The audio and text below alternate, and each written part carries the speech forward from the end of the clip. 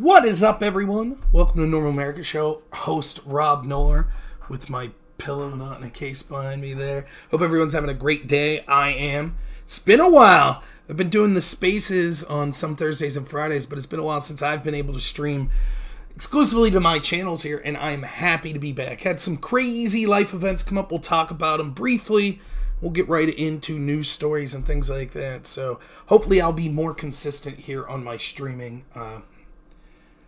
Have I been keeping up with Andrew's whatever podcast? Little clips.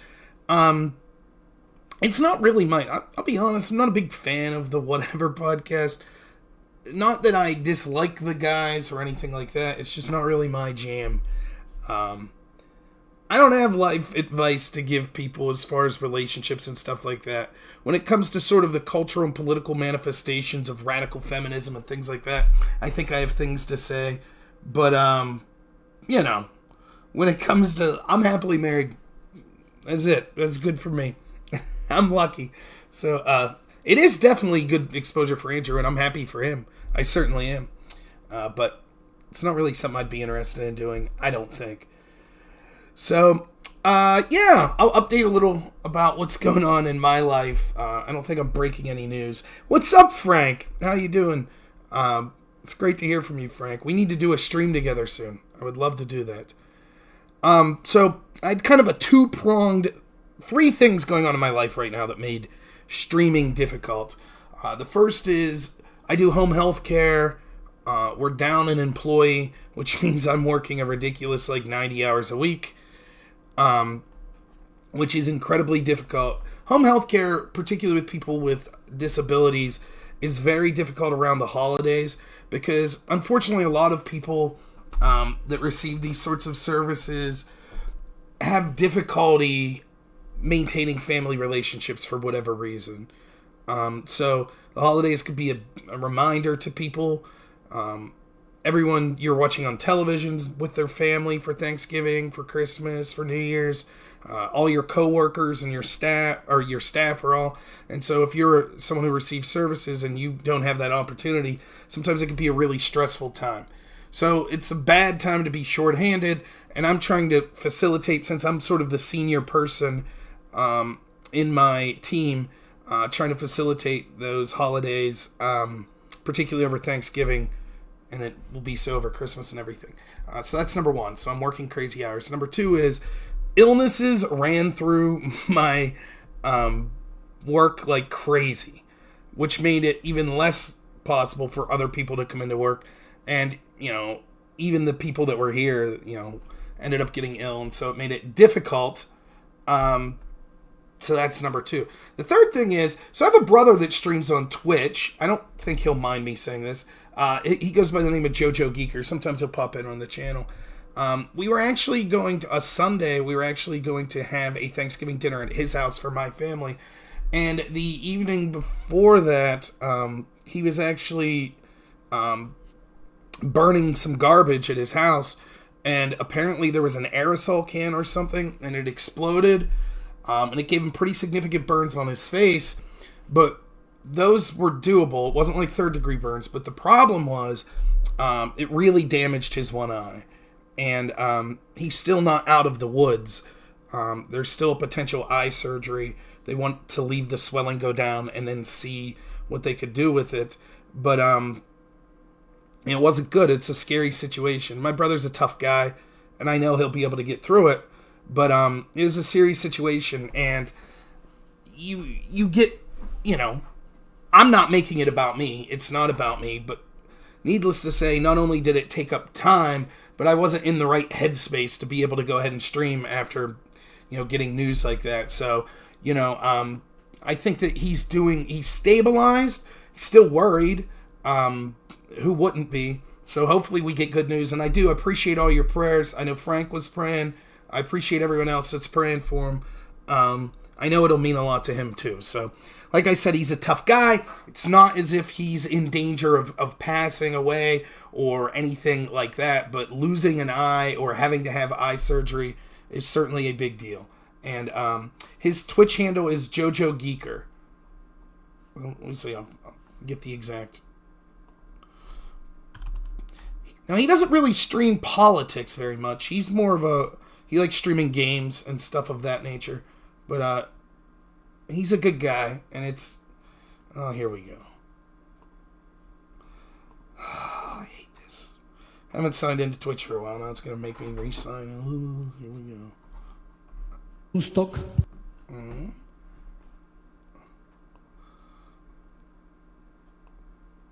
Let's see here.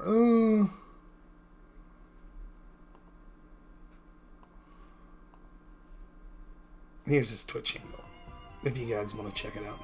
But he's a good guy, and he'd appreciate your thoughts. Yeah. So, that's where I've been, and listen, I'm not going to take up a lot of time on this, but there's something I do want to say. I feel like my audience deserves better than started. Me. I think that when I'm streaming, when I'm able to sit down and read stories in depth and doing debates and things like that, I think I'm really good at what I do. I would find me entertaining and informative. And I think that I've cultivated an audience that agrees with that. But what good is it if I'm never streaming? And what good is it if I don't have time to delve into those topics? You're hearing background voice? Oh, I know what's going on. Oh, Jesus. Sorry about that. Background voices should be gone now. So, I do apologize, and it's a real issue because people subscribe, people donate money to me, and I feel like I'm cheating people. I really do. And so I am going to try to make an effort to make sure that I'm doing these streams on a nightly basis, at least Monday, Tuesdays, Thursdays, every night, unless something crazy comes up. So I really am committed to that, and I want to start doing some more short-form videos that you'll see appearing on Rumble and YouTube as well. So I have been doing pretty good streaming with John Burke on our Spaces, and we'll talk about some of what we've been talking about in our Spaces recently. So if you want to catch those Spaces, those are at 11 a.m. Eastern on my Twitter feed on Thursdays and Fridays. Most of the time I will be streaming those to these channels as well, but I just want to let you know. Thanks, neighbor guy. I appreciate it. It was an awesome sound. Sorry about that. It's funny. Yeah, Mr. Boomer, technologically inept. So, yeah, I'm here. So, it's been a while since I've done, like, one of these shows. Plan is Tuesdays, I want to do debate reviews. Unless someone has a different suggestion. People have recommended to me Sean, Actual Justice Warrior versus Destiny, in their live debate a couple weeks ago on Biden's record. So, that's the plan. Unless something crazy comes up tomorrow to review that debate. Thanks so much, Randy, for the super chat. I appreciate it. I will take your dollar. So, thanks so much. Your money is always welcome here. I know in the immediate future where some small degree of money is going to go is the Christmas lights that we planned on. We got a bunch of these inflatable Christmas dinosaurs that my son likes. We had Christmas lights to put outside from last year, and all but one string went dead. So I think we're just going to get a complete new set of Christmas lights. So that's the plan when I finally get off work. Hopefully Thursday, Friday, I'll be putting Christmas lights out in the front of my house. So pretty pumped for that. The only other thing worth talking about in my personal life is, so I was doing pretty good with like eating well and routine exercises and stuff up until July, and then I fell off and have been a garbage, fat, unhealthy eater since, and I've since started the past week and a half back on a pretty serious diet and working out every day, so hopefully you'll start to see me look less and less like a fat old schlub and more like a slightly less fat old schlub, so here's hoping. Gotta get healthy. Doing pretty well. Real Christian James. Thanks so much, man. So, that's the story. That's where we've been. What do you want to talk about? So, I would love to argue with someone tonight. That would be the best. I was hoping some lefty would come on here and get trounced. That would make me feel good. Nothing makes me feel better than smacking some lefty around. I need to get into more debates. Yeah, I do feel better after the diet and exercise. I really do. I'll tell you what, the first week sucks. Because I do DDP yoga, right? So, like, there's certain routines that a program, it starts you on, like, the easier routine. I got to the point when I was doing it consistently for, like, 12 weeks in a row that easy routine was nothing.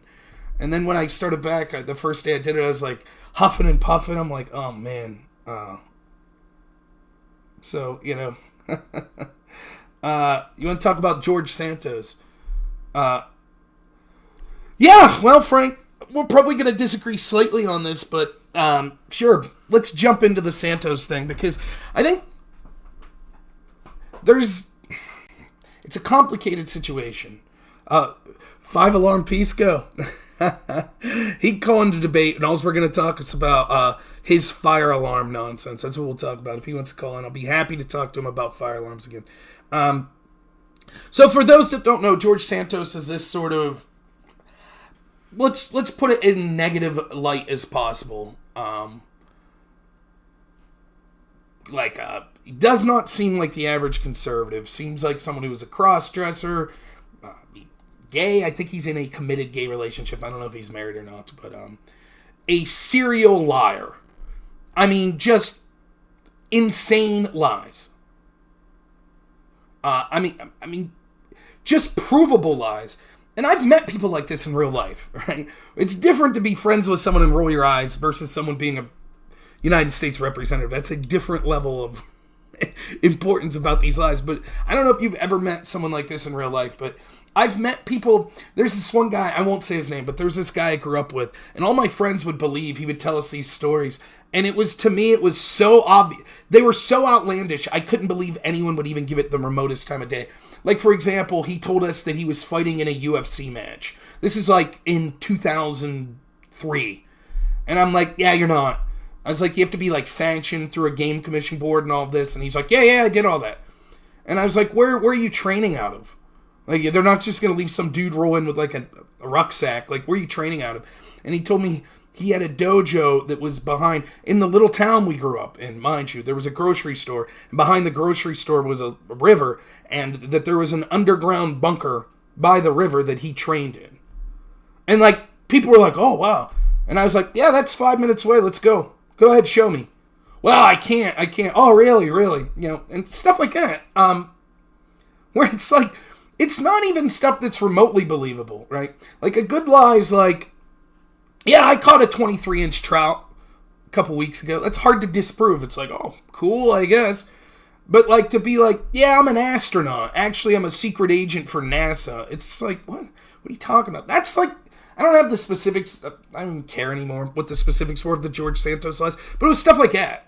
Like, you know, I was captain of this club when I was in college. And it's like, easy to check the records. Like, no, you weren't. You know, I graduated from this place. No, you didn't. Good job, neighbor guy. Congrats. You and Travis Kelce, Eskimo brothers. Good for you. You know, so...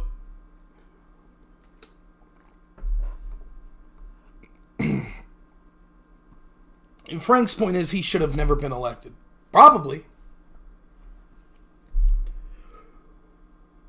But you could make that same claim of 90%. Here's some of the... Okay. There's a couple specific lies.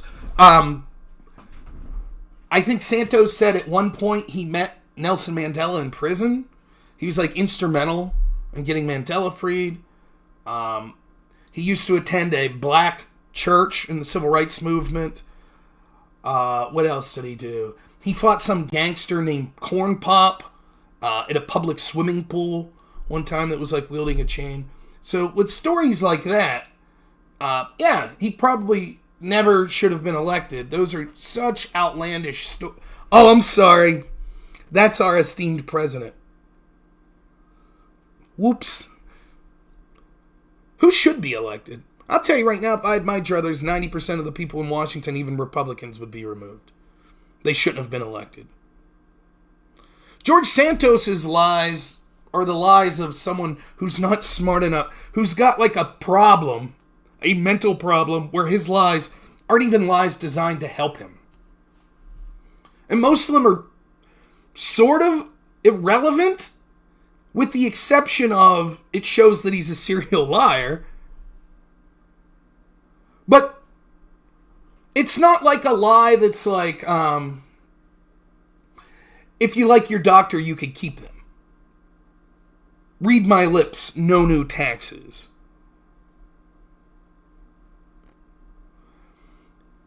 Lies, to me, and this, I had the same argument with Trump, right? Because you remember you had all these people that were like, all these fact checkers like, no president has lied as much as Donald Trump. Most of Trump's lies that they would freak out about would be Trump being like, biggest crowd ever. No, it's not. No one respects women more than me. Bullshit. Like, that...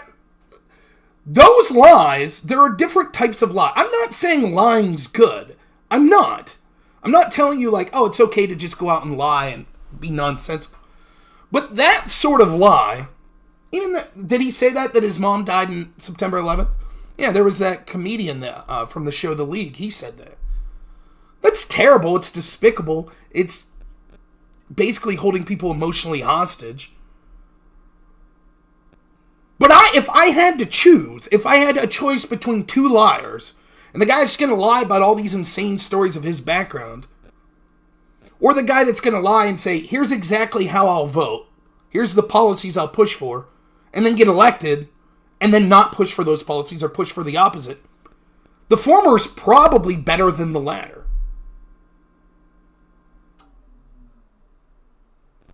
And the truth is, most politicians exaggerate or lie to some extent. Should George Santos have been elected? I don't know. Who was he running against?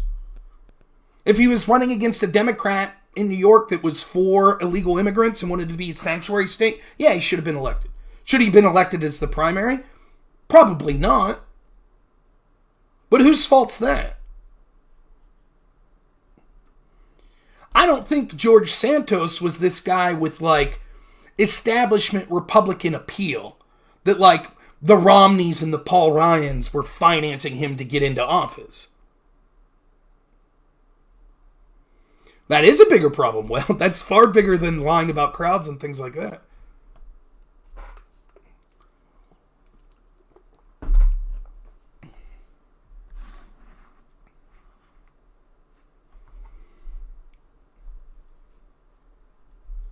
So the question is, should he have been elected in the first place? I think if the stories that came out, if you found them appalling, the manner in which he lied and stuff, then your option was to not vote for him next time. Should he have been removed? No. Why was he removed?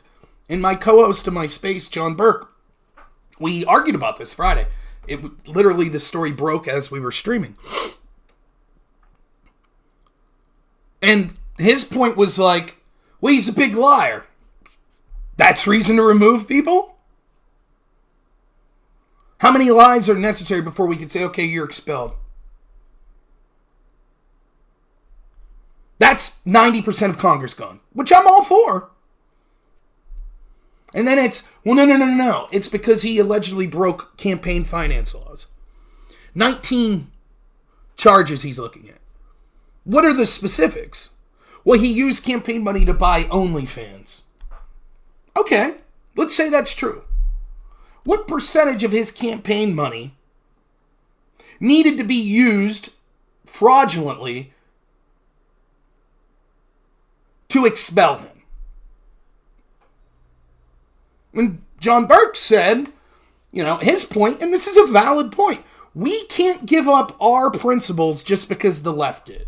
And so the principles say the amount of money, the amount of corruption is irrelevant. If there was any corruption, then remove him. Okay. So then if Ron DeSantis wins the presidency and we find out that there was $50 of his campaign money spent fraudulently, he has to be expelled, right? Right? Well, that would be different. That's different. Because Ron DeSantis is a good man. Starting to sound familiar? To me, this is the similar argument that the left makes. If your argument's going to be, look, on principle, no amount of corruption ever allowed. Okay, that's your stance. But you don't get to then say, I don't believe the corruption when it's directed at the people I like. Because who really liked George Santos? Not me. I wasn't out here talking about how he was great. Not John Burke, not DeSantis supporters, not really Trump supporters. No one I saw my audience. And see Frank or Sparky, they both stream. I haven't heard them talking about how awesome George Santos is. So, all right, he did something, he's gone. Fine, great. And it's easy to say, I stand on principle. I'm a conservative, I'm a Republican, but I wanted Santos gone. Okay, let's see how it is when it's someone with more juice. Let's see how it is when it's the person that you support the most for, like, president. Let's see. Because I'll guarantee you, if this is the precedent, have you ever read these campaign finance laws? Let's go down a little story, shall we? Donald Trump is currently facing a trial in New York because allegedly he spent money for his campaign to pay off a blackmailer named Stormy Daniels that he allegedly had an affair with. And so the lawsuit alleges, the charges that he's facing, the crimes that he's facing is because this was a campaign expenditure, but he didn't use campaign money or qualify it as a campaign expenditure. Now, had Trump used campaign money to pay off this porn star, a prosecutor that didn't like Trump could have said, you can't use campaign money for that. That's a campaign finance violation. You fraudulently use campaign monies for a personal benefit so that your wife and your family and friends wouldn't find out that you were cheating on her.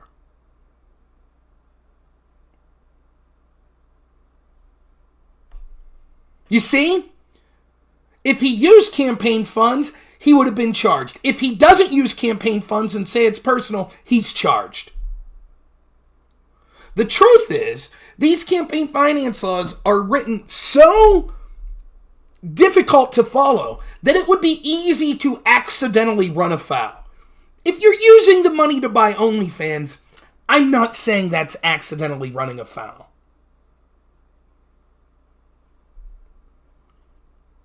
But you can see if your argument is, well, any misappropriation of campaign funds is reason to reject, is reason to expel from your political office.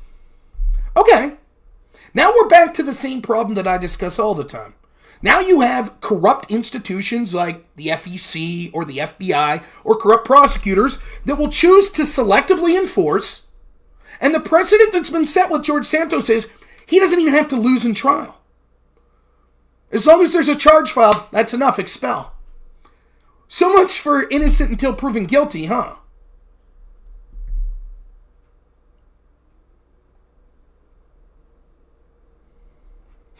Did they? Perhaps so, Sparky, I don't know. Listen, I'm not cheering for pornography or anything of that nature. But OnlyFans confuses me because it's like, did no one tell the people that pay for this, like, there's like pornography for free all over the internet, right? Like, you should just stop looking at porn. It's not healthy. It's very bad for you. And it actually is exploitive of a lot of people that are involved in the industry.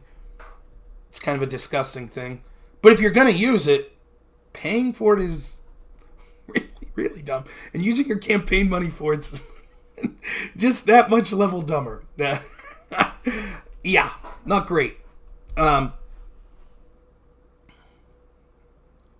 So that's where we're at. Now, Sparky asked me, what about John Fetterman? I mean, I'll say this. Fetterman's came out and said, look, if Santos goes, so should Bob Menendez. He's absolutely right. I don't like John Fetterman at all. I think that it's disgusting that his family pushed him to continue to run after he had a stroke. I think his policies suck. But at least on some small issue, small level, he is applying consistency.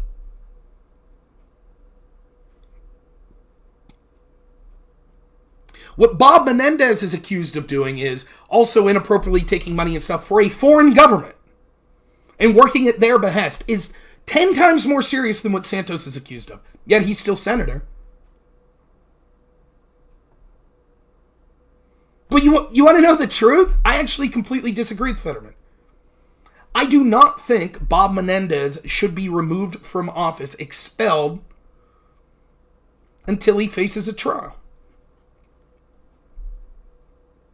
Politically, I have no problem with Republicans pushing to remove him. But objectively, my position will be, I said the same of Al Franken.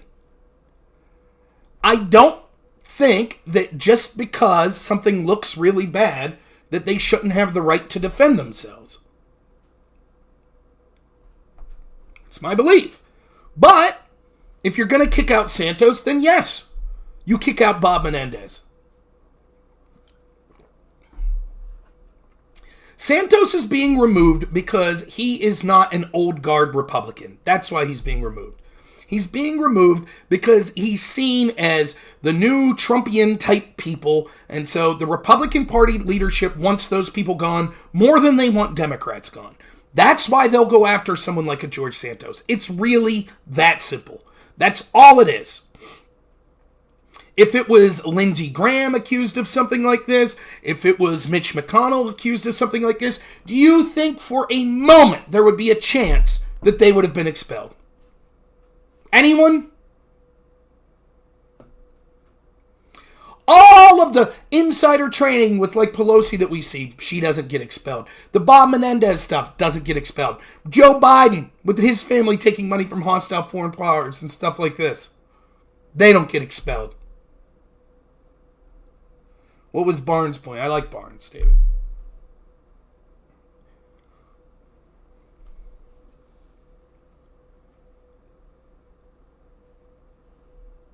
John Burke said, what would you have done, Rob, if you were a congressperson? I'll tell you what I would have done. I would have stood up with a list of the inappropriate financial transactions and actions of every single congressperson that I thought has done what Santos has done or worse, Republican or Democrat. And I'd have read it the whole way through for hours, accusing probably dozens, and said, I'll vote for the removal of George Santos when we get to vote on removal of these people. That's what I'll do.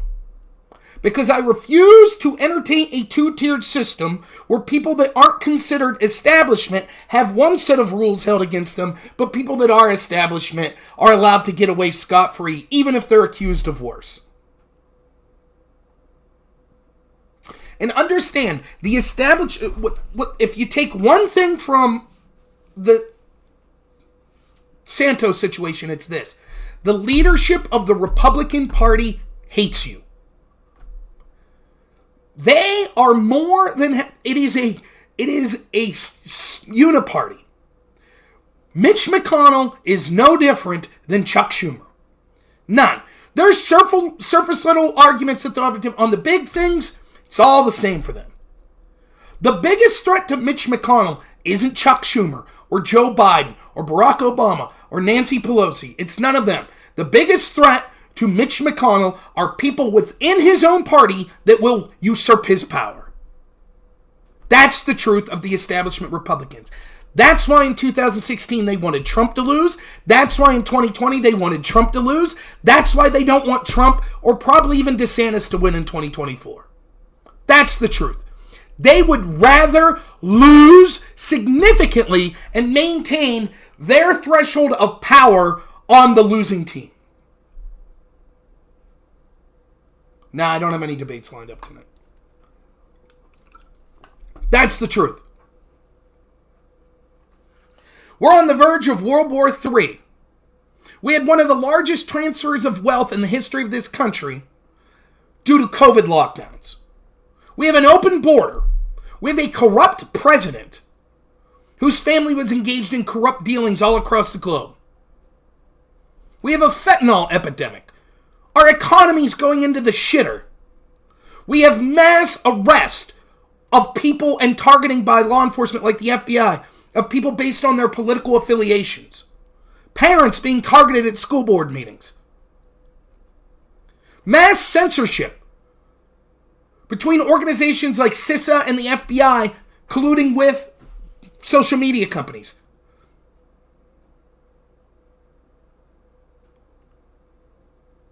That's right, Casey. They did go after Madison Cawthorn as well. And what's the Republican Party doing? Well, we'll get Santos out.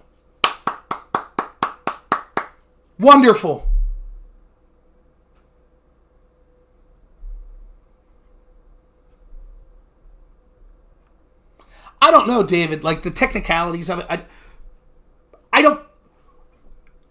Barnes is probably right, I don't know. But I'll say this, when it comes to that sort of stuff. Does it matter if it's illegal? So what? If Republicans signed off on it too, who's going to file the legal charge? And let's say Santos goes through a legal process and wins a year and a half from now. And? What are they going to do? Whoever is elected to that position say, oh no, you're no longer there, now it's George Santos. So George Santos could conceivably get some sort of payout in the future. I don't even care about that.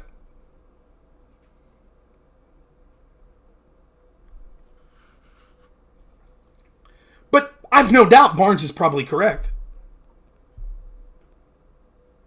Right, Bleezers, that's exactly the point. And here's the truth, right? And I've been meaning to say this a lot. And listen, I have this weird situation going on right now, right? Where doing my own show is one thing. I could say whatever I want. It's my show. Doing a show as a co-host is a different situation. So when I co-host with John Burke, it's not just my show. I can't talk just about what I want.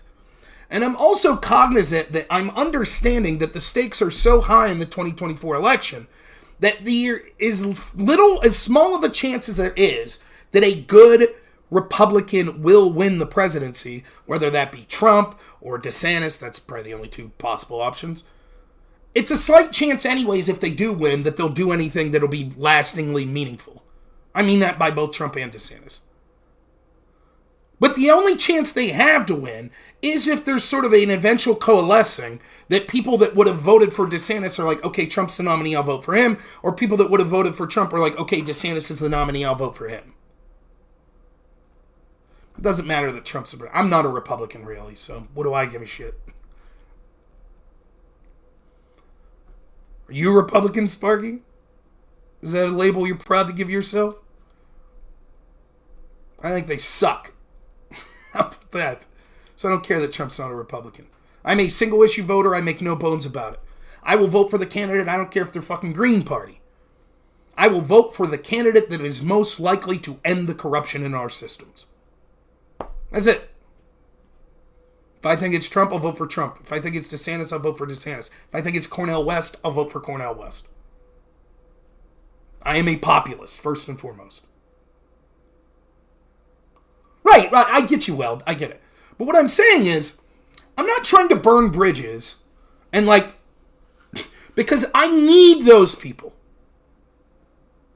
We need those people. If we want to stop a Newsom or Biden 2024, you're going to need those groups. DeSantis can't win without Trump voters. Trump can't win without DeSantis voters.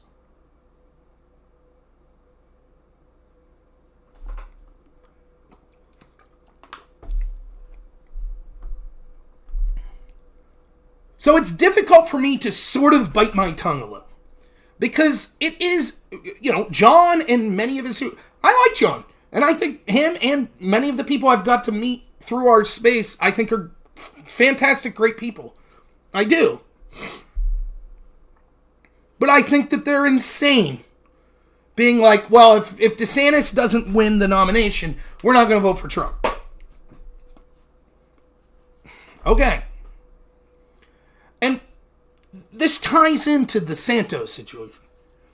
Increasingly, when I'm on X or other places and I'm talking about corruption, which is, again, my single issue, what I see over and over again from more and more DeSantis people is, well, we don't really care about fighting corruption because Trump's a shithead. Fighting corruption's just helping Trump. DeSantis said yesterday in an interview, and the full context when I listen to it, it's not as bad as it initially seems from the transcript, but still, he said, although he thinks Biden's corrupt, he doesn't think prioritizing an impeachment investigation of Biden's important because we should focus on the issues.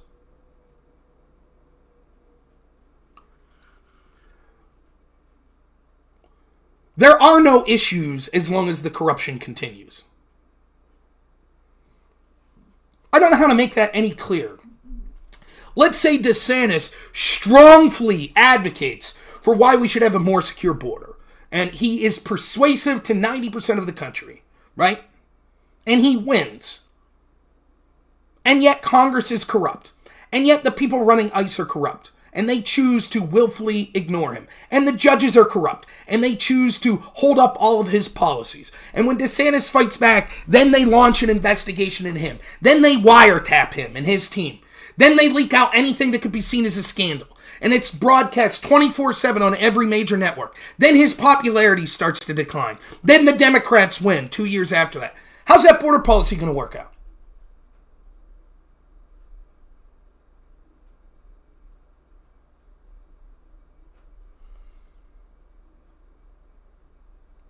That is the issue. The corruption. How are people going to vote for DeSantis in 2024 or post then?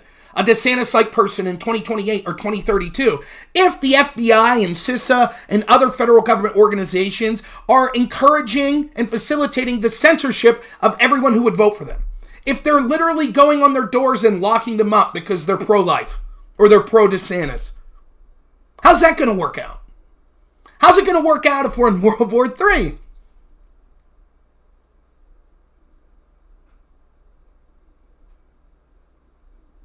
Well, we'll talk about that in a second.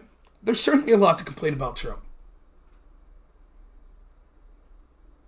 Now, unlike people I see online, I'm not going to vote for DeSantis because I see people saying things that I think are a mistake. So when I see all of these DeSantis supporters, and again, first off, Twitter's not real life. And the spaces I'm doing and stuff, like, I think it is a representation of real life. I think it's better by far than any other social media place. But is there a chance that I have a biased selection, seeing as how I'm doing shows with so many pro-DeSantis people? Sure. That's probably affecting the algorithm and what I see, of course. But it's troubling to see, I'm seeing more and more people like, well, Trump's guilty, and yeah, DeSantis, and January 6 people, and, they're guilty, and whatever. It's time to move on. Forget all that.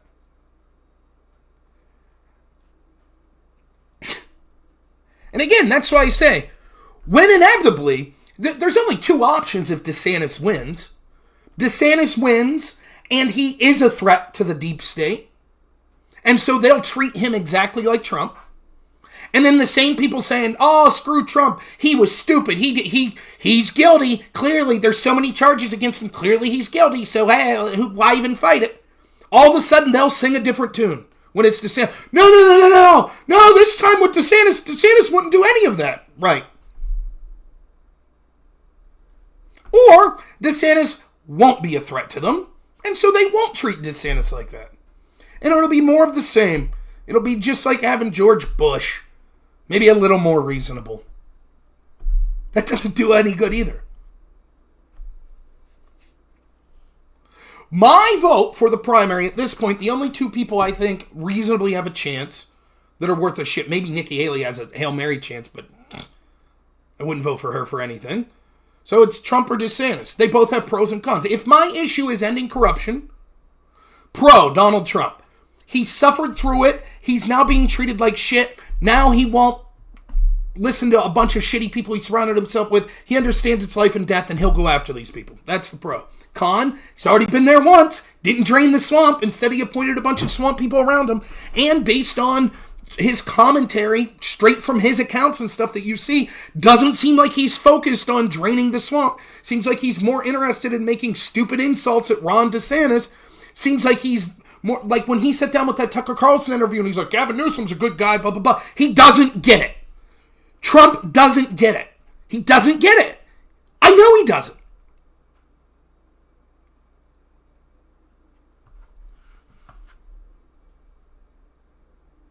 Then you got DeSantis, the pro of DeSantis.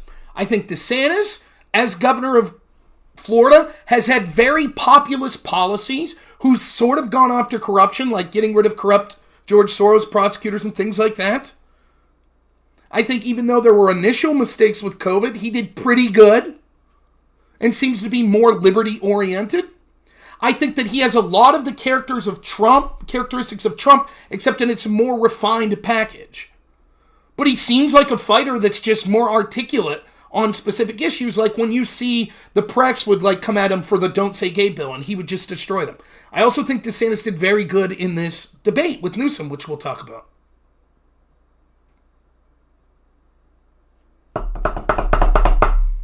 Sorry about that. What's up, Soldier Troy? Yeah, I did get a little haircut. Still bald, but, you know.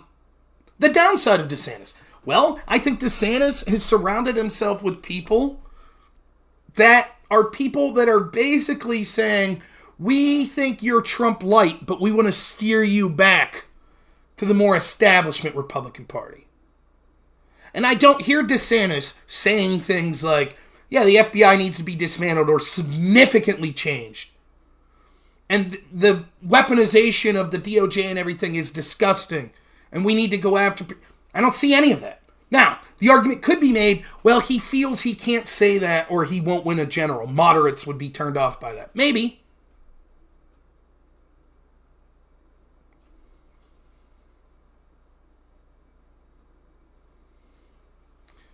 Am I down to have a debate on IVF? What is that? I'm usually down to have a debate. I just don't know what IVF is.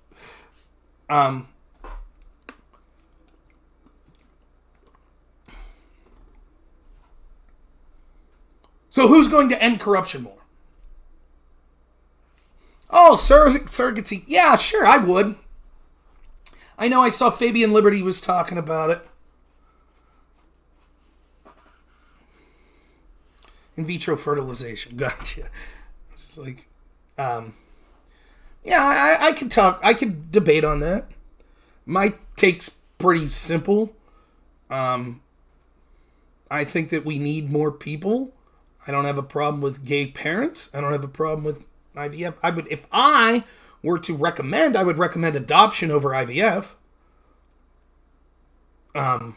That's just me, because I think there's a lot of kids out there that need great families. But I have no problem whatsoever with... I think that the traditional family structure is obviously superior. But I think two loving parents of the same sex could also be much better parents than the alternative of letting people in foster care. Would be my argument. So, but yeah, I would do the debate someday. I'm not going to do it tonight, but I would do it someday. I know Andrew. I'll set it up. Andrew will debate me. We'll do me and Fabian versus Andrew and Jim Bob or something.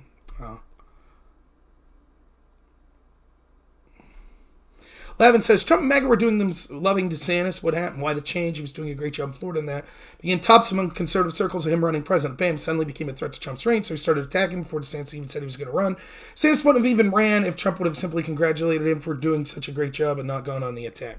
First off, I don't believe that latter part. I don't. And if that is true of DeSantis, that would be a mark against him. If DeSantis is only running out of some sort of petty vindictiveness because Trump didn't say thank you to him, that's asinine. But I don't believe that. I think DeSantis is running because he thinks that he's the best person for the job. If I had the money, the time, the resources, the connection, I would run for president against Donald Trump. Why? Because although I incredibly appreciate what Donald Trump stood for and what he was able to accomplish in 2016, and I don't think you could take that away from him, he failed to drain the swamp. He did. And so I don't have to sling mud at him or anything like that to say, I'm going to take that to Baton and I could do it better than Trump this time. That would be my argument, and I think DeSantis' argument would be very similar. Yeah, I think DeSantis was going to run, and I don't buy this, well, he should have waited his turn. That's what they told me when I ran for Congress. Right. Bullshit. If you think you're the best person for the job, then run. I don't mind them going back and forth at each other. I don't. I think he gets stupid, and I think Trump's team does it worse, but there's people on DeSantis' team that do it as well. When the level of attacks are just completely ridiculous, like insulting people's wives or bullshit arguments about, like, actually Cuomo did better than DeSantis with COVID. I mean, it's just ridiculous. But I don't have a problem with DeSantis. And you're absolutely right that there are a litany of Trump supporters and even Trump himself that feel like they were betrayed by DeSantis because he chose to run. Horseshit. Trump is not king. He is not anointed. he wasn't entitled, just like Hillary Clinton wasn't in 2016. And all the Trump people understood that. This idea that it was just, Hillary was the heir apparent and she was obviously destined to be president. The hell with all that. No. And shame on the Trump people that for no other reason than DeSantis run against Trump, that they're going to talk shit on DeSantis and ridiculous.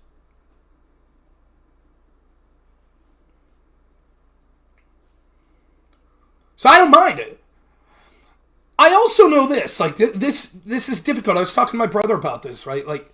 I actually hold DeSantis and Trump to a different standard for two reasons. One, because Trump did the nigh on impossible. He was a potential outsider that no one gave a chance, that broke that dynasty, that obvious anointing of Hillary Clinton. Despite all the things stacked against him. And he did one of the two things I voted for him for, which was expose the corruption. Not because he's some genius playing 4D chess, but because the corrupt institutions couldn't help themselves. Now, he didn't follow through on the second part, which was equally, if not more important, doing something about the corruption. But you can't take away that Trump did. So that gives him a little, a little leeway for me. And the other thing is, Trump is an asshole. He is. I don't know how else to put it. He's petty. I could use that pettiness to my advantage. Because if he's petty against the people that deserve to be gone after, like the media, great. But he's not an ideologue. He's not someone who's looking at the Constitution like, yes, I find this document very intriguing and we're going to go line by line through it and, have policies that have the truest interpretation. But that's not who he is. At all. He's petty, he's vindictive. Now you might be saying, so why are you giving him the benefit of the doubt? Because I know what to expect. I don't have that with DeSantis. Which is a good thing for DeSantis.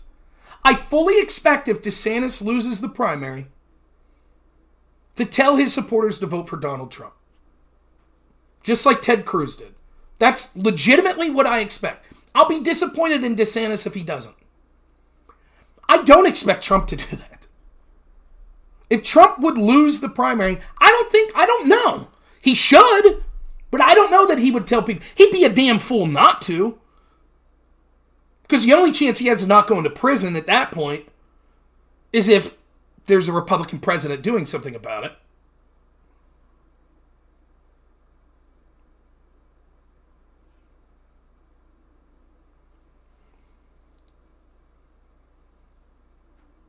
Yeah, it would be fun just to watch the left melt down at Trump winning again. But I'm just so over it. I'm so... And here's the truth, right? There are certainly people, John Burke being one of them, that are advocating passionately. He ain't getting paid by DeSantis people. He ain't. I know that. John's opinion's John's opinion. Even if we disagree. And trust me, once the primary's over, I will be either arguing with John Burke and his people about why they should vote for Trump, because he won the primary, or I'll be arguing with Trump people about why they should vote for the DeSantis. That's what I'll be doing. Trying to win.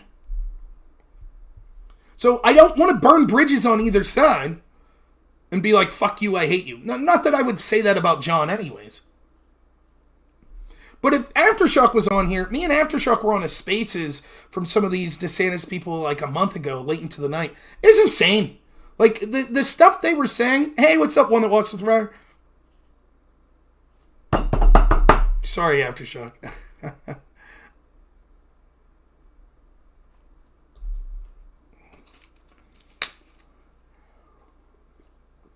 It just...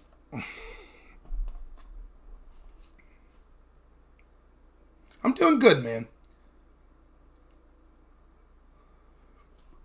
You know who should be president? Ron Paul. That's who should be president. Maybe Rand Paul. But they're not going to be. So the best options I have right now are Trump or DeSantis, or maybe Vivek, who doesn't have a chance, though. But I'm telling you right now, I don't think either of them will win. And I think even if they win, they won't. It'll be much like Trump's first term, where it's a lot of smoke, but nothing effectively gets done about the corruption. That's my honest prediction. That doesn't mean I'm not going to fight for it. Still the best shot we got politically. I'm more enthusiastic culturally that I think there's movement being made in the right direction.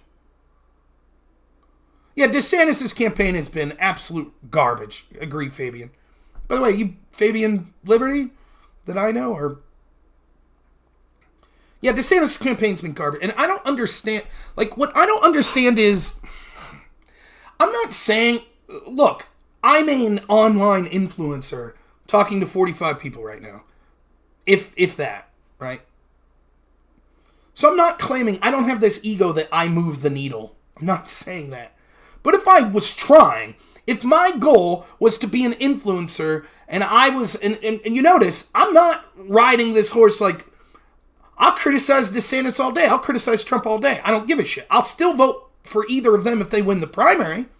I'll still probably vote for one of those two in the primary. But I'll criticize them until I'm blue in the face. I don't care. That's who I am.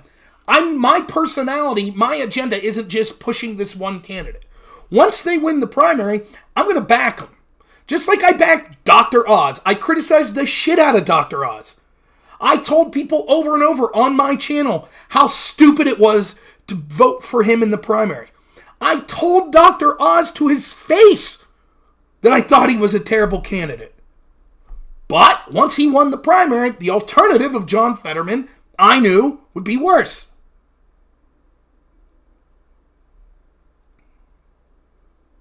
Oh, you're cooler than that, dude? Yeah, well, good, Fabian. Thank God. I didn't want to tell him he's an asshole, so thank God it's not him.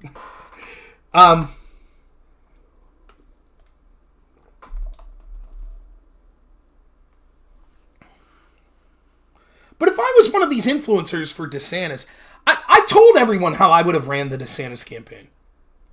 I wouldn't have said a cross word about Trump. I wouldn't have. Or rather, I would have criticized his policies, but I would have praised him at the same time. DeSantis, the most effective DeSantis campaign, in my opinion, would have basically been this message.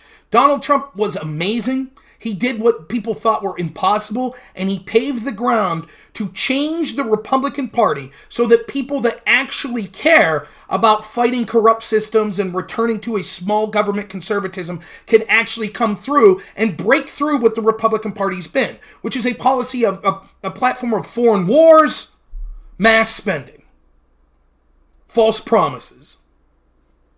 And Donald Trump could get up here and he could talk trash on me. And his people could talk trash on my family and stuff. I'm not going to engage with that. Don't care.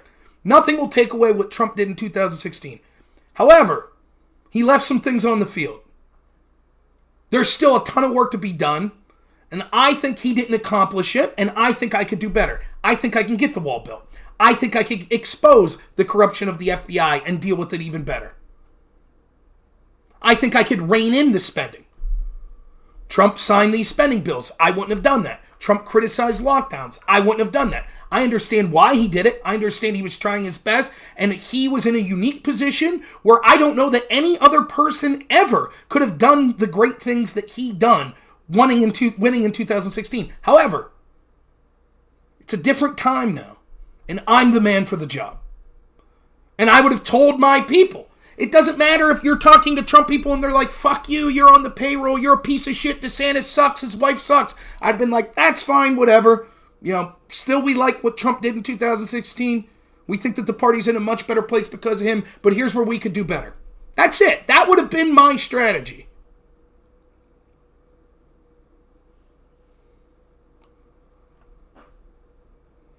Oh, that's certainly true, Fabian. And that's what I'm saying. The opposite's occurring. The DeSantis people that supposedly, and you're basically your largest point to make about being DeSantis supporter should be basically this. Look, you get all the shit you liked about Trump that he said he was going to do, that he was going to fight this corruption, he was going to, build this wall and do this and that. Like, DeSantis is actually doing that stuff in Florida. He's doing a good job of those sorts of populist policies, but he's in a more refined package. That should be your argument. It's less emotional. It's more strategic. It's more cerebral. it seems to me that their biggest argument that you see them making is, fuck Trump, he's an asshole. He insulted me and my candidate. Fuck him. I don't care if he goes to jail. Never again. I'll never vote for him. I'll never vote for him. In fact, I would rather Biden win than him. Does that sound like stoic, cerebral people to you? I don't like him. He called me names. Okay. Maybe he should go to jail. Yeah, he did break the law. He did this. He did that. Okay. Sounds pretty emotional to me. Now again, I'm able to separate Ron DeSantis versus his team that's out there crafting messages. I separate that. Same way I do with Trump. But a lot of people won't. And by the way, it's why so many Trump people are stupid to alienate. If you're a Trump supporter right now and you're an influencer and you're believing the polls and you're like, no chance whatsoever Trump loses. He's up 40 points in Iowa. No chance. After Iowa, you'll see it'll be done. I'm not so sure, but let's say that's the case. Wouldn't you at this moment then be putting olive branches out to DeSantis people? Sure, I would debate him on Christian nationalism again.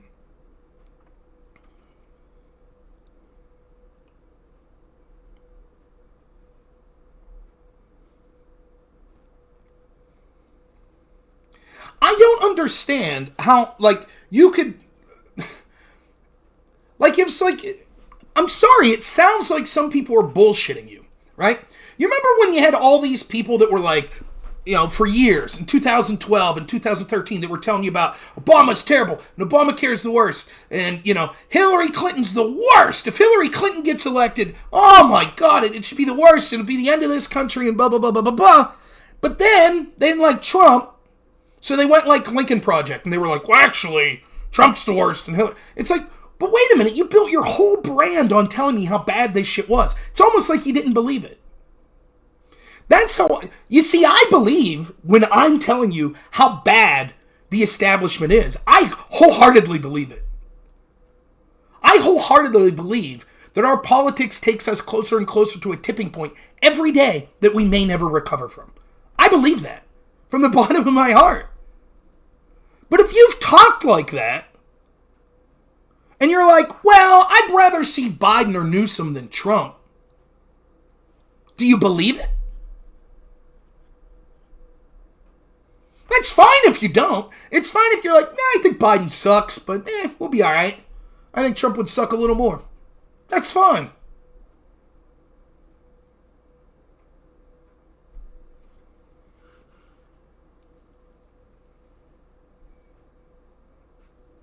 So I'm just, I'll be honest, I'm frustrated with all of these influencers on all the sides. I just am. And I'll tell you this much too. There are certainly those that truly believe in their candidate of choice, whether it be DeSantis or Trump, and that's why they're so passionate. Absolutely. And the majority of the nameless people that you see, that's probably the boat they fall into. But there's a lot of people that are bigger names that are super pushing DeSantis or Trump, and it's about them and their personal ego. I'm not even talking about them getting paid by the campaign. That's not even what I'm talking about. It's about them as an individual. Their brand. Who can I attach myself to become more influential? And to that I say this. I challenge anyone to find someone who's been more correct on almost every issue that is now defined as just universally accepted on Republican issues than me.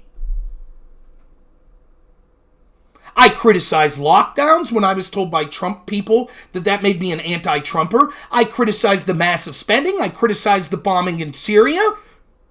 I criticized both of the packages that Trump and then Biden signed. I talked about the lab leak theory when it was getting me struck on YouTube every other day. I talked about how we were going to lose in 2020. I talked about the corruption of Black Lives Matter and how they were basically a terrorist organization. I talked about the Ukraine situation and how shitty it was. I talked about the corruption of the Bidens. I talked about Russiagate and was talking about it in 2017 before almost anyone else. How many of these people that are now criticizing DeSantis people, for example, that are criticizing Trump, well, Trump, supported lockdowns, blah, blah, blah. That's a fair criticism. It is. How many of them were right with Trump, though, when it happened? How many conservative constitutional Republicans who have streams and voices were emailing me, telling me they were afraid to make fun of Trump because they would lose viewers? They found their big boy britches now, though, now that they have DeSantis.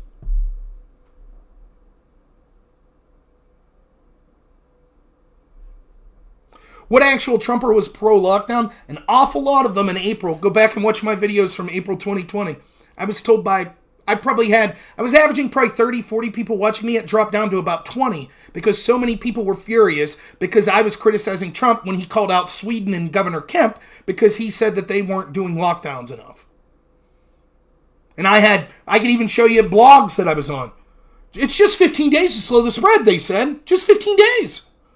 Come on, Rob, you're being crazy criticizing Trump over this.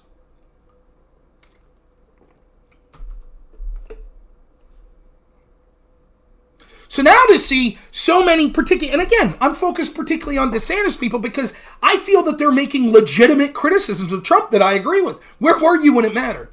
Some of them were there. But many weren't.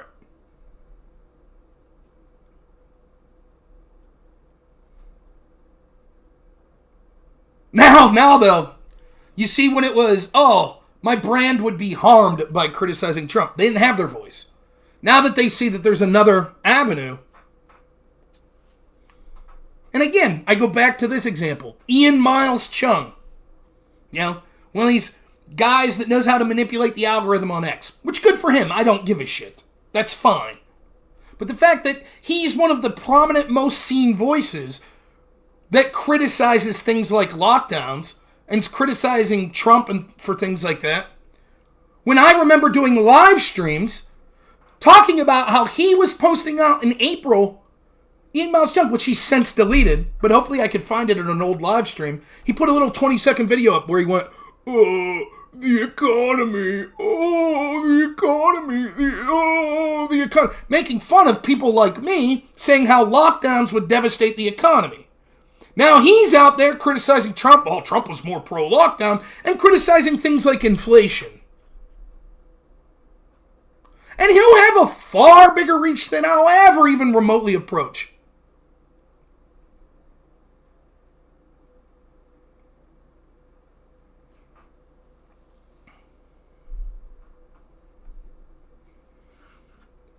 So it's funny. I'm just saying be a little skeptical. Look at the history of people. And some of them, again, I'm telling you, some of these DeSantis people were right there with me criticizing Trump when this shit was going down. Don't get me wrong. But there's an awful lot of people that have no courage, that only speak up when they feel that it's politically expedient to do so. And I have no respect for it. None.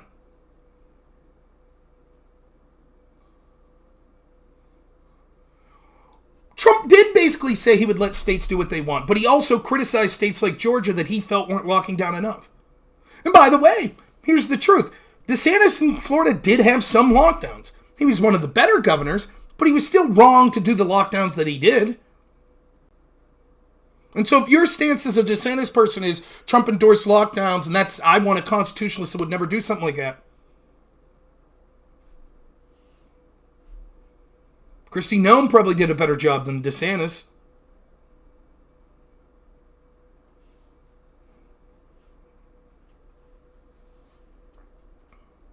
So I'm so over it. And it's frustrating to me because it's like, I'll do one of these spaces with John and we'll talk about something that I find interesting, right? And it always boils down to Trump's a fuckhead and DeSantis is the man. And I'm just like, that's where we're at, man. That's where we're at. Did you see Schellenberger and Tabby in front of Congress the other day again, talking about the censorship industrial complex. Now, supposedly a ship got fired on by Houthis in the Red Sea, drawing us closer to a potential World War III. Oh boy. You can see the cultural Marxist over and over becoming more emboldened on streets across this country. Now I saw that apparently, and take this with a grain of salt, because oftentimes as a story breaks, it's not true. But the story was, where was it? Somewhere in New York. They were protesting a Jewish deli because the owner happened to be Jewish. And what are we arguing about? Trump's an asshole. I'd never vote for him no matter what. DeSantis stabbed Trump in the back. He should have waited until 2028. I'd never vote for him. Great job. Sounds like you're real worried about the real problem, right?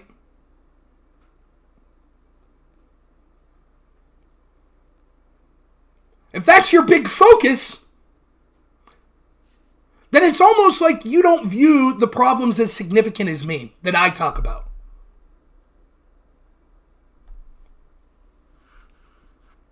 So it becomes frustrating for me. Because it's like, what's the point? Now, I don't begrudge anyone saying, this is the guy I want in the primary and I'm going to fight for him. Fine. But I don't think it's mutually exclusive that you can't spend a lot of time focusing on the actual problems we see coming out of this administration.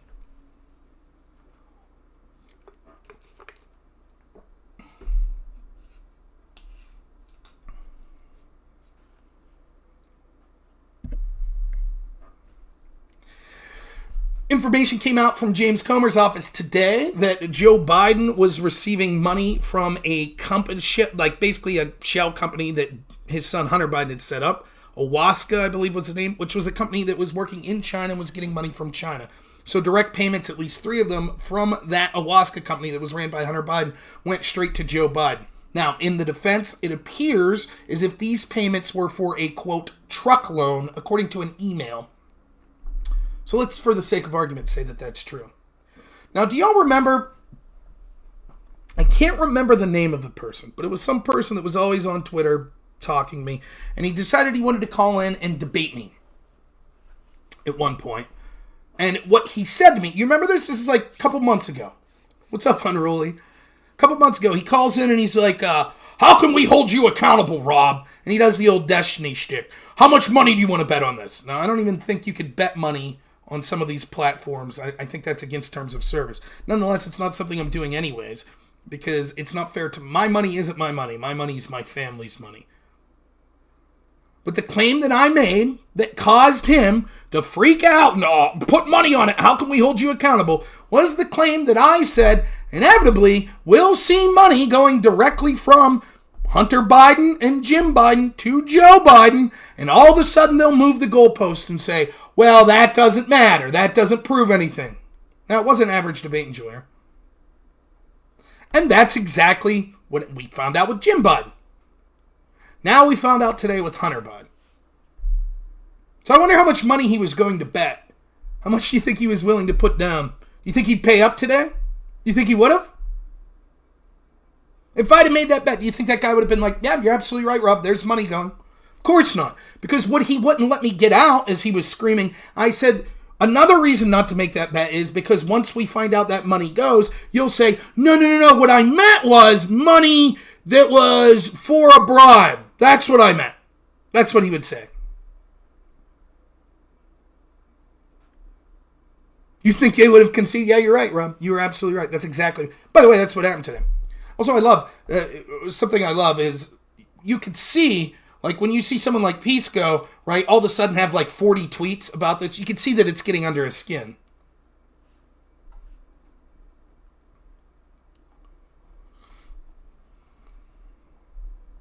You can see it.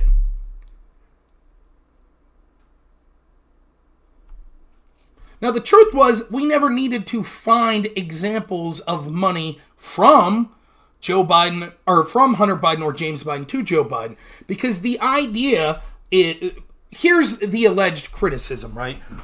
Was Biden using his position and influence to benefit his brother and son's company? And we allowed ourselves to be pigeonholed by the establishment and the left to say, well, you need to find proof that Joe Biden was receiving money from these entities. No, we don't. Why? Well, I have a son. If I could get my son millions of dollars, that would mean just as much to me, if not more, than getting my son or myself millions of dollars. So the idea that you could only abuse your position for benefit if it personally benefits yourself, but not if it benefits your brother and your son, was always ludicrous. But now we find direct examples of monies going from James Biden and Hunter Biden to Joe Biden from these entities. Now the first, we didn't talk about it a lot, but with the James Biden, the argument was, it was what, like tens of thousands of dollars? It was for a loan. Okay, can we see the loan paperwork? No, says Joe Biden. Why not? With loans of that amount, you would still have to file with the IRS and have the appropriate paperwork, so surely that's on file. Let's see it. Right? Would clear it up nicely. After all, they're all about transparency. They insisted on seeing Donald Trump's tax returns. That was based on nothing.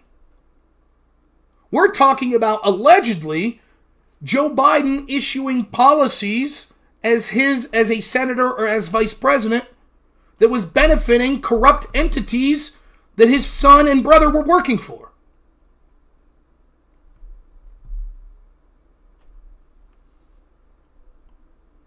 It also came out, I'd seen this previously, but I forgot, and it re-broke again here. It was in the ether again. That there was an email from like May of 2016 to Robert Peters, which is Biden's alias, and it CC'd Hunter Biden about a phone call they were having that day with Poroshenko, the president of Ukraine. Now, I was reliably told that, Hunter Biden had nothing to do with business or, talking politics of Ukraine with his father. Why would he be CC'd in that email? Remember, he was working for a corrupt oligarch who was interested in pressuring Poroshenko to drop the investigation into him. But we're told, no, all they talked about was dinner arrangements and things of that nature. What no one could get around, no matter how fancy they try to be with their bullshit arguments, is Joe Biden's quid pro quo forcing the firing of that Ukrainian prosecutor directly benefited his son's company. The best you could say is, but it was an accident.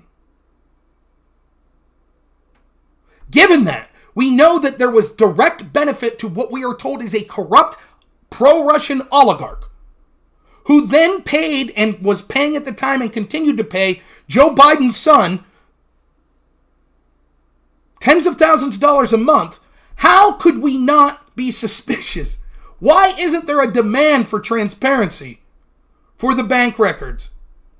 We have a confidential human source that alleges that that Zlochevsky says that he personally paid Biden a $5 million bribe.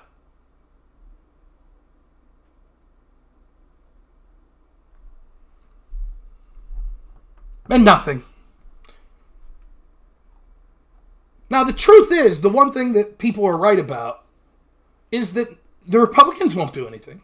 They won't. They'll slow drip the information just like they did with Russiagate, and nothing will be done. That's the truth.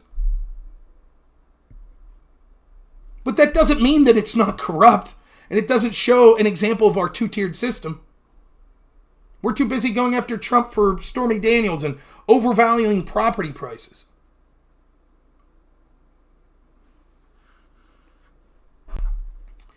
The Newsom debate, the Desantis-Newsom debate. Someone said, was there any utility in this? Yeah, I think there was. I think that Newsom is the heir apparent at this point to the Democratic Party. He's much better than Joe Biden because he is the same vacuous sociopath that doesn't give a shit and that will help usher in with a smile authoritarianism. But he also has attributes that Joe Biden doesn't have. He's articulate. He's handsome. Which you might say, well, what's that matter? It'll matter a lot to the white lady vote. It will. He's younger. So to watch what he will be versus DeSantis, I thought was actually worth watching. And I thought DeSantis, as I mentioned on my space, did a tremendous job. I thought that Sean Hannity fucking sucked, as usual. There's another job he sucks at, moderator.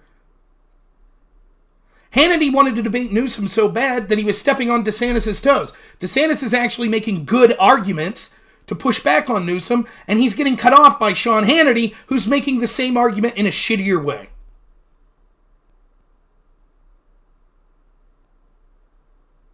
Doesn't sniff little girls' hair that we know of. Yeah, you're right too, Crazy Tactics. Handsomeness would affect a male vote too. You're absolutely right.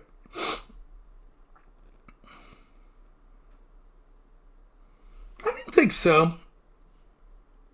Sparky, not so bad. He could have done better, but again, I think that Hannity was stealing his thunder, and it makes DeSantis look weak. I do find it funny to watch the left go, oh, biased moderator. Fuck you. It's always the story with the left, right? They could have Facebook and Google and YouTube and Instagram, and 99% of the internet could be on their side censoring conservatives. But if there's one place that isn't, they're like, it's not fair. This is ridiculous. Same with moderation and debates. You know? Yeah, I'm glad you like that, Sparky. Show porn and poop. Poop map on stage. Let me ask you, Sparky, if you're Ron DeSantis and you're walking into that debate, what's your agenda? What's your primary goal?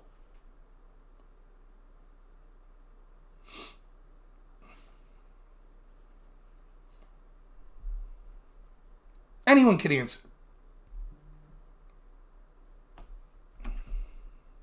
What do you think his primary goal, if you were DeSantis or you're advising DeSantis, what's your primary goal in this debate with Newsom?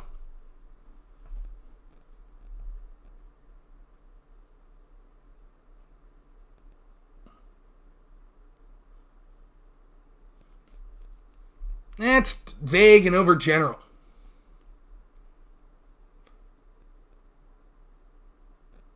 DeSantis is running for president. Right? That's it. That's what he's doing right now. So his agenda should be, how do I make this about why I should be president versus the guy I'll be running against? Whether it be Newsom or Biden. And so what he did from the opening, and he did hammer this point home over and over again, was Newsom is endorsing and represents Biden's America. That's it. So if Biden drops out and it's Newsom, same shit. That's smart for two reasons, that should be the primary strategy. One, if DeSantis wins and Newsom ends up running, you've already set the groundwork. Or, if DeSantis wins the primary and it's Biden, you've already set the groundwork. You are effectively using the platform to be the general election debate.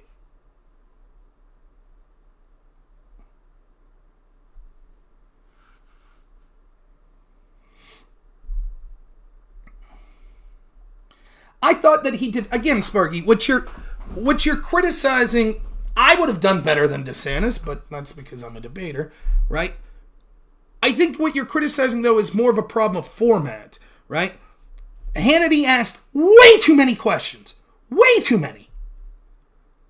Which is really stupid. That's exactly right, folks. It makes it seem presidential. It makes it seem like, and this has been the problem I've had with DeSantis' debate performances up to this point. The Republican primary is between Donald Trump and Ron DeSantis. And every primary debate that we've seen, where it's a bunch of people on the stage, it's been DeSantis arguing with Vivek and DeSantis arguing with Nikki Haley. And so it lowers him to the crowd. My advice to DeSantis the entire time would have been, don't even focus. If someone directly says something to you, answer it quickly, and then your entire point is saying, here's what differentiates me from Donald Trump. That's it. That's who you're debating. The other people might as well not be in the stage. That would have been my advice to DeSantis. Here, for the first time, you got to see him, in effect, do that. Right? Instead of Trump, though, it was the general. And I thought that that was smart. And I thought he did way better one-on-one.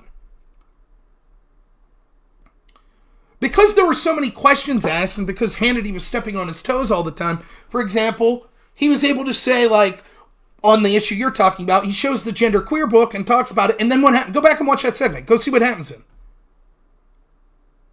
Then Newsom answers, Hannity responds, Newsom answers, Hannity responds, Newsom answers. So it's not even like DeSantis had a chance to be like, no, dude, this is the shit you want in school.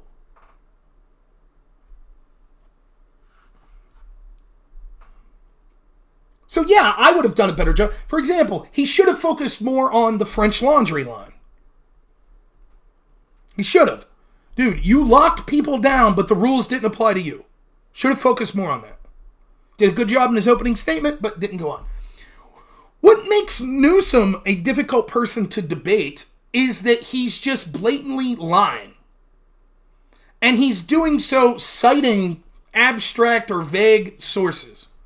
Oh, the studies show that actually more people left Florida for California than vice versa. Studies show that tens of thousands of people died in Florida because of their not locking down. It's just bullshit. But you have to understand who's the target audience. If you're watching and you're undecided or you're moderate, how do you know what's right? You gonna go do your own research afterwards? Or do you just say, oh, he responded to that, he had a site? And if certainly the pro-Newsom people, that's all they said. Go look at what they said. Newsom blew them out of the water with facts. For example, one of the first questions had to do with how many people are fleeing California to other states. The numbers are stark. There's no getting around it, right? Newsom does something that's very clever. First is he just lies. He just blatantly lies. And he says more people left Florida for California than California for Florida in the past 2 years. That's bullshit. That's a lie. It's not what the numbers say. But PolitiFact backs him up by changing what he said. He said more people per capita left. That wasn't what he said, and why would per capita matter anyways? For example, I live in a little town. If one person from my town moves to California and 0 people from California move to my town, then, or 2 people from California move to my town, per capita, far more people left from my rural Pennsylvania town to California than vice versa. The other thing is, even if that were a true statement, it is irrelevant to the point that was being made. The point is, all these people are leaving California. Okay, who gives a shit if they're going to Florida? The numbers show a bunch of people are coming to Florida and a bunch of people are leaving California. And Newsom changes it to, but how many people are leaving California for Florida and Florida for California? But that's not the point. The measure of how successful a state would be, theoretically, would be how many people want to be there. If people are leaving under your leadership, seems like they're unhappy. If people are coming into your state under your leadership, seems like they are happy. Now, you could argue whether or not that's the case, but that's the thrust of the point that's being made. The idea that the only number should matter should be those that flee one state for the other and vice versa is nonsensical. Most people leaving California probably are going to end up in a place like Texas or a place like Oregon. They're probably not going to go the whole way across the country.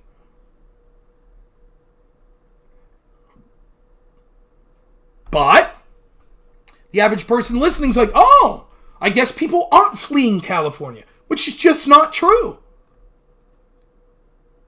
And the problem is, and I've talked about this, a long time ago I did a debate review of Jackson Hinkle debating Vaush. And I talked about one of the strategies that Vaush uses is just to blatantly make shit up. Just blatantly lie. And it's very effective, right? So in that debate, Jackson Hinkle is basically arguing that the chemical weapons attack that the United States bombed Syria for didn't occur. And he's citing this OPCW whistleblower. It was basically the organization that went in to check chemical weapons from the UN. And the guy that was in charge of it on the ground basically filed a report that said either this attack didn't happen or we have no proof that it came from Assad. And he was basically let go. And then they brought a new team in that didn't even go to the ground and said, yeah, Assad did it.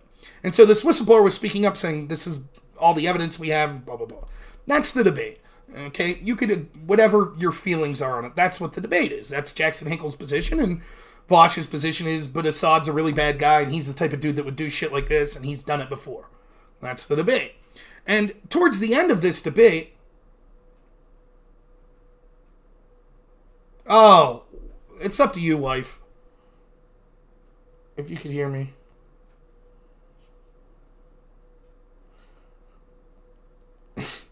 Christmas lights questions. I could see it either way.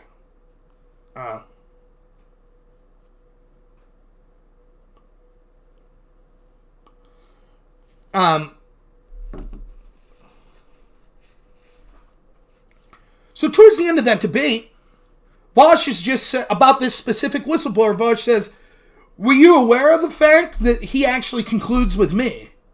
And Hinkle's like, "What?" And he's like, "Yeah, that whistleblower eventually said, actually, this attack occurred." And luckily, at first Jackson's like taken aback, because if that's true, that's Jackson's entire argument. Game over. But then he smartly's like, "Wait, where?" Because when I was watching this, I'm like, that's bullshit. No, he didn't. But how many of the general audience watching knew that? Probably not many. And so if Jackson would have said, "Oh, okay," that's it. Vaush wins the debate. 90% of the people watching would be like, "Oh, Vaush won." Yep. Assad gassed his people. Proven. But Jackson finally is like, "Well, where? Show me where." And Vaush is just like, "Oh, moving on to the next thing." What's the consequence for Vaush lying? None. There's no consequence. Just move on to the next thing. There's only potential upside. Unless you're like an ethical person, which Vaush isn't. But if you were an ethical person, you would say, well, that's shitty. I just completely made bullshit. And this isn't like misremembering something. It'd be different if Vaush says, actually, GDP was 3.3% last year. And you look it up, you're like, actually, it was 2.8 last year. That shit can happen. But just saying, I read that this guy concluded the other way. Just a lie. Just a blatant lie. Not a mistake. And then when he gets called out, oh, okay, moving on to the next thing. That's right, they're not going to care about lying. The upside is, if Jackson didn't call you out, you get away with it. And even if Jackson does call you out, it still leaves an impression in people's minds. Oh, maybe the guy did reverse position. Same with what Newsom's doing here. Blatant bullshit.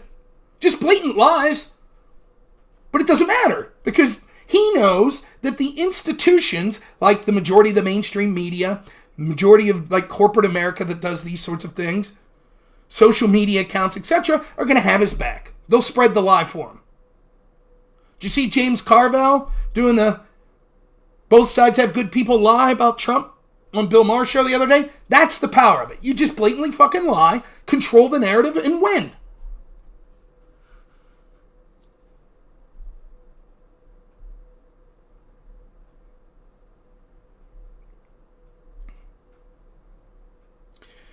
That's the other thing, and I tweeted this out as the debate was going. You could take statistics to say anything. The CPI numbers are clearly bullshit. The economic numbers in this, since the Biden administration, it's like they'll put the numbers out and then 3 months later it's like, actually we had to revise downward.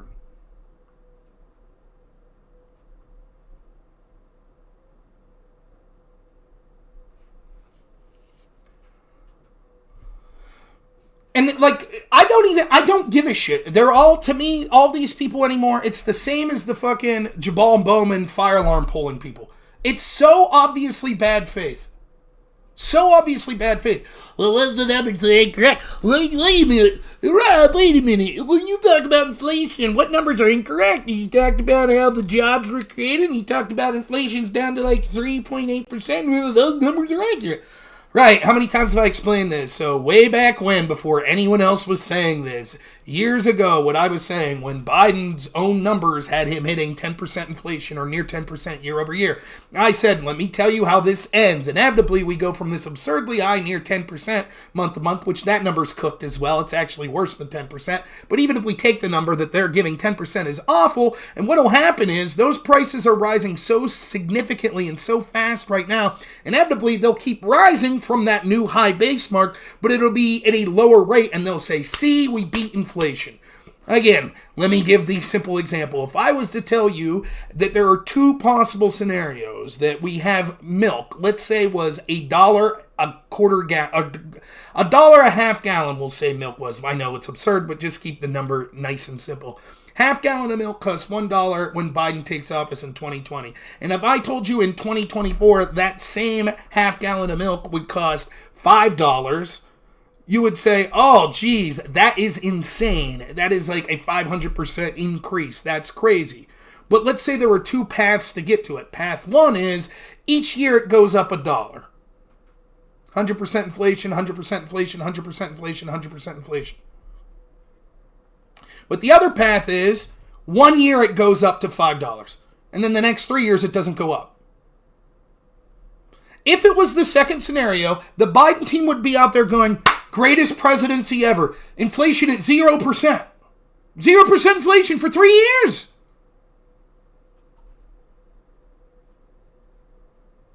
That's what they're doing right now. You could take particularly statistics to say whatever you want. Whatever you want. I always say it reminds me of Bob Uecker's character in the movie Major League, right? Where, you know, the Indians, the Cleveland Indians, he's the announcer for them and they suck. But his job's like get the audience fired up. So he's like, you know, oh, here's Jim Smith up to bat. On Tuesdays when it's raining and he's batting 7th in the lineup, he's 8th in the league. Like just random, like you take the most hyper-specific thing and say, see, he's not that bad. That's basically what we're doing. Now, it's the same argument with the economy as it is with California, right? Which is, you could bullshit all you want. You could talk about the numbers and this, that, and the other, or you could just go to reality. Reality is people are fucking fleeing California. Reality is people see the open-air drug markets and the shit on the streets and the store theft, and people don't feel safe anymore. That's the reality.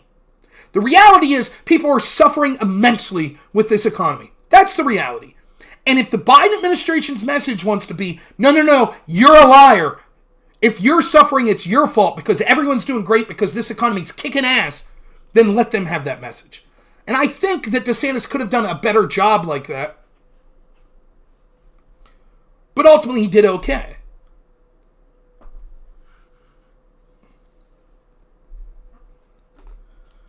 That's the truth. And I know that PolitiFact can have their back and change words and slice things up.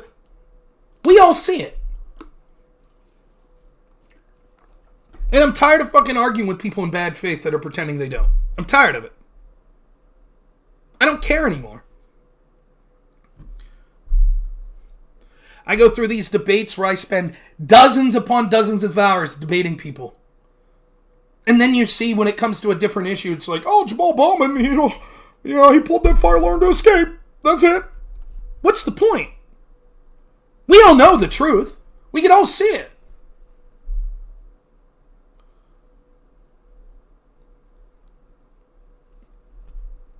All right. Anything anyone else wants to talk about? Any specific topic?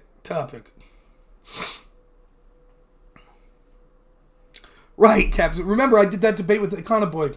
It's the velocity of the money that counts, not the actual M2 money supply. Yeah. So tomorrow, I'll probably be I'm going to review a debate. I think it'll be actual Justice Warrior versus Destiny on the Biden record. I've not watched that debate. So I'll be watching it for the first time with you, and I'll just give my honest reflections on that. So that should be around 8 p.m., if not a little sooner, tomorrow. Yeah, I like AJW a lot. He's good.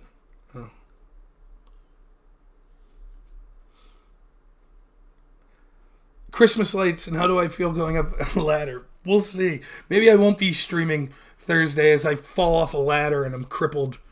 If I break my arms or legs hanging up Christmas lights, I'll make Courtney hook up my computer setup and film me so I could do a stream from the hospital bed. Good stuff. Let's find someone to raid. Who's it gonna be? We got EOD or Pentuple.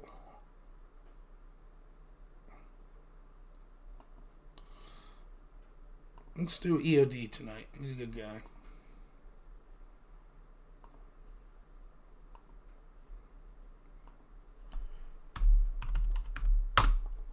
Thank you all. I really appreciate it. What do I think of the New York lawmakers claiming New York City is trying to legally register migrants to vote in elections? Probably true.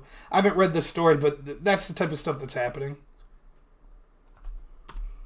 Again, I thought about talking about the Ireland situation and what that represents. You understand the leaders of these countries, like in Ireland and the UK, and even here. Like, you see they arrested Tommy Robinson for showing up to a Israel-Palestine rally. Before he did anything, they arrested him. Like, literally, you are the enemy. That's the truth. You are the greatest threat to their globalist invasion. So they'll treat you, the actual citizen of this country, like the enemy. The illegal is oppressed. All comes down to that. You're the oppressor, they're oppressed. So you're treated as the enemy. I talk about it all the time, the Solzhenitsyn quote. For the thief to have a knife was just cultural, it was historical. So you could forgive it. But for you to have a knife was a crime. It was anti-Soviet agitation. That's the point. So, all right, enjoy this raid of EOD. Thank you so much. And again, sorry that I've been a little slacking on the streaming. Hopefully I'll be doing better with it going forward. So look for me around 8 p.m. tomorrow night. Enjoy this raid of EOD. And as always, have a good one.